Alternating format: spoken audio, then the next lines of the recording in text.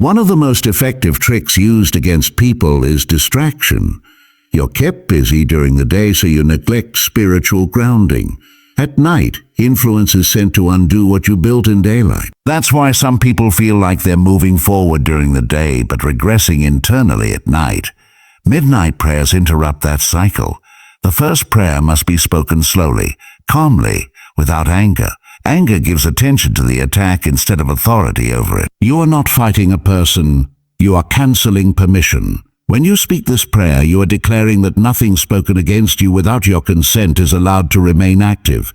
You are severing agreement, past, present, and future. Speak it like this, either aloud or within your heart before sleep.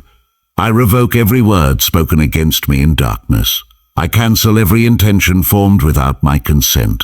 I reject every assignment sent to disturb my rest, my mind, or my spirit. What was sent returns empty and powerless. I reclaim peace, clarity, and authority over my sleep. This prayer does not attack anyone. It neutralizes influence. Neutralization is more powerful than retaliation because it leaves nothing to feed on. The moment this prayer is spoken with conviction, spiritual momentum shifts. That heaviness many people feel at night begins to lift. Dreams lose their intensity. Rest deepens. But reversal alone is not enough. Reversal creates space. That space must be filled, or something else will try to occupy it. That's where the second midnight prayer comes in. This prayer restores authority over your mind and emotions.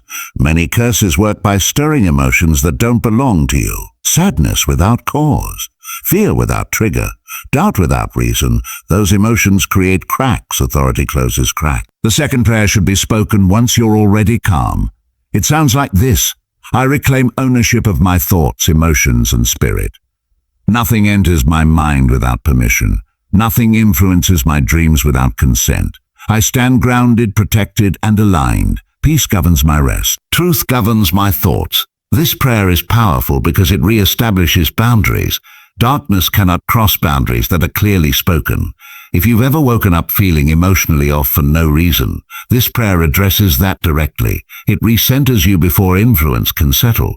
The third prayer is the most important and the most neglected. This prayer seals your spiritual space. Sealing is not begging for protection. It is closing doors intentionally. Just like you lock your physical doors before sleep, you must lock spiritual access points. Most people forget this step, and that's why influence keeps trying.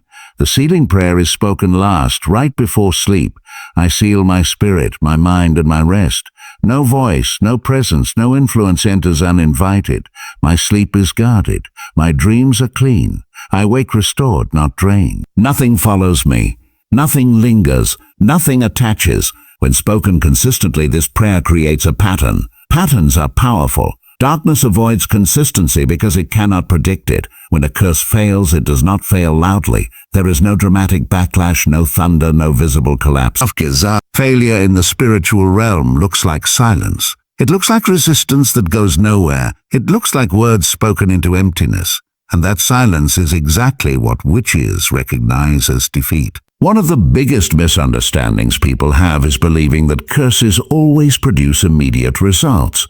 They don't. Most curses are slow, designed to blend into daily life so the target blames themselves, circumstances, or fate. That's why midnight prayers are so effective. They interrupt momentum before it becomes pattern. Momentum is everything in spiritual work. Whether it's a curse or a prayer, the one that keeps moving wins influence. When you pray once and forget, you interrupt briefly. When you pray consistently, you dominate the atmosphere. This is why witches often wait. They watch for inconsistency. They rely on exhaustion. They count on people giving up, skipping nights, forgetting protection, or dismissing small changes as coincidence. But when someone speaks these prayers nightly, even for a short season, it creates a spiritual rhythm that is extremely difficult to penetrate. Let me explain why these three prayers work together. The first prayer cancels agreement. Without agreement, influence has nowhere to attach. This is critical because darkness does not overpower. It persuades. When agreement is revoked, persuasion fails. The second prayer restores internal authority. Many attacks don't come as external events. They come as thoughts, feelings, impressions. When authority is restored internally, those impressions lose credibility. You stop entertaining what does not belong to you. The third prayer seals space. Sealing prevents re-entry. Without sealing, something can try again the next night.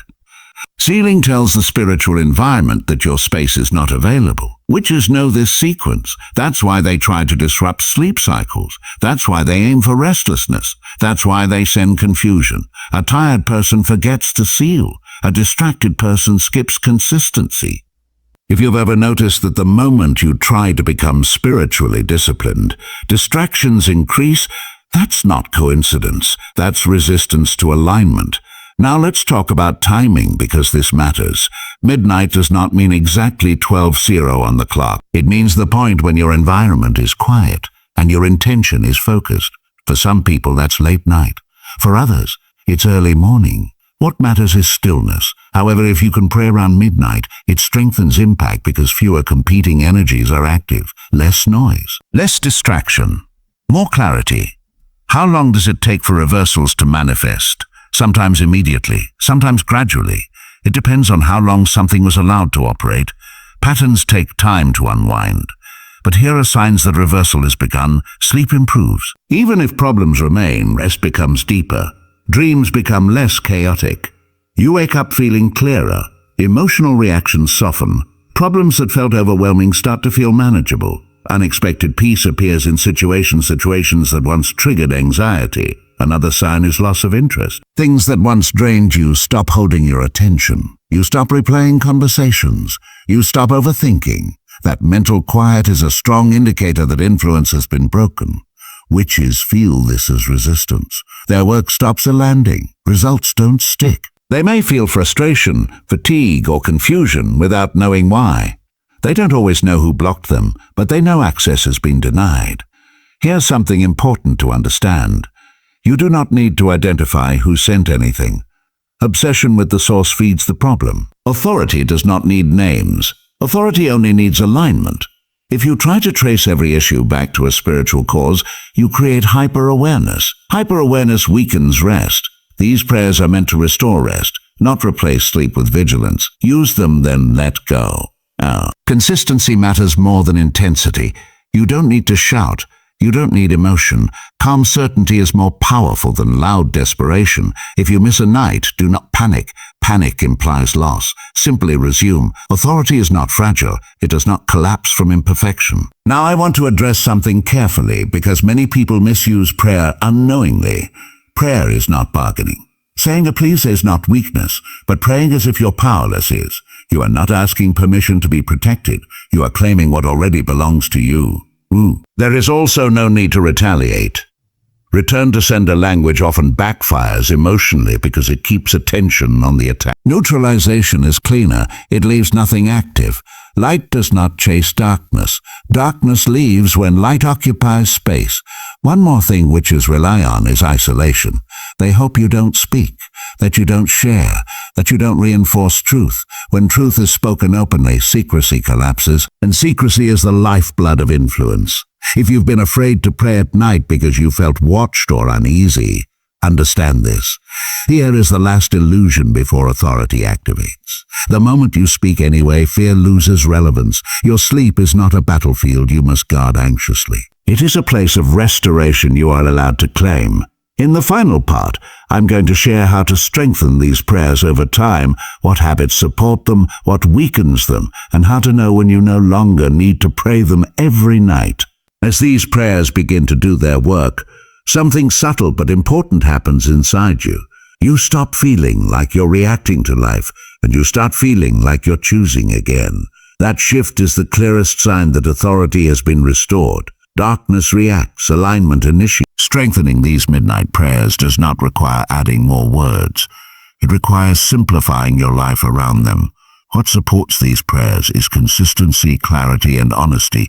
What weakens them is contradiction, saying one thing at night and living another way during the day. This does not mean perfection. It means coherence. When your actions don't constantly contradict your intentions, your words carry weight naturally. You don't have to force anything. One of the strongest habits that supports these prayers is emotional cleanup before sleep. Unresolved anger, bitterness, resentment, or guilt creates noise. That noise interferes with rest and opens small gaps. Forgiveness is not about excusing others. It's about removing hooks. Hooks give influence something to grab. Another supportive habit is gratitude. Gratitude grounds the mind in reality instead of fear. Fear imagines threats. Gratitude recognizes stability. A grounded mind is difficult to manipulate. Silence also matters. Not the silence of suppression, but the silence of presence. Turn off unnecessary noise before sleep. Scrolling endlessly, consuming fear-driven content, or engaging in arguments right before bed keeps your nervous system alert. An alert nervous system confuses vigilance with protection. Rest is not vulnerability, it is recovery. Now let's talk about what weakens these prayers, because this is just as important. Obsession weakens them. Replaying attacks, analyzing every bad moment, assuming every delay is spiritual. That mindset keeps you mentally open even while praying. Authority requires trust. If you pray but don't trust peace to hold, you undermine your own words. Fear-based repetition also weakens prayer.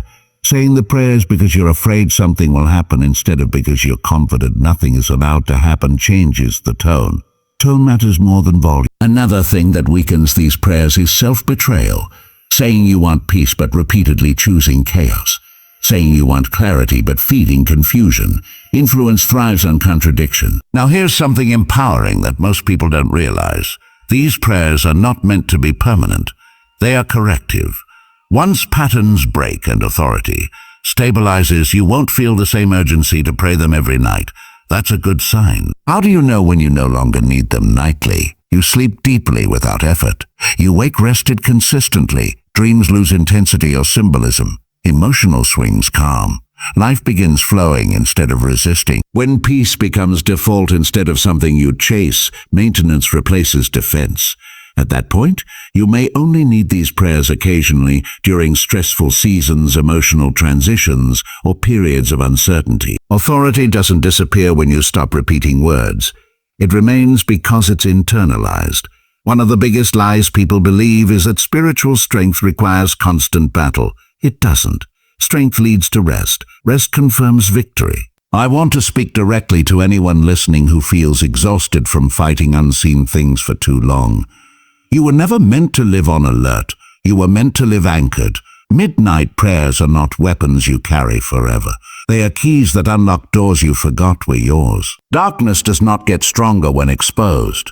It gets smaller. The reason ex-witches fear people who pray like this is not because of the words. It's because of the posture. Calm certainty dismantles everything deception relies on. Your sleep is sacred. Your rest is not negotiable. Your peace is not fragile. If you've listened this far, let this settle into you. You don't need to memorize anything. You don't need to be perfect. You don't need to be afraid. Speak with certainty. Live with alignment. Rest without guilt. Shadow warfare exists to expose what happens when darkness loses access. And tonight, when you sleep, let peace be louder than fear. If this message helped you, share it with someone who's been waking up tired for no reason. Awareness spreads faster than darkness ever could. Stay grounded. Stay aware. And remember, nothing sent in secret survives truth spoken aloud.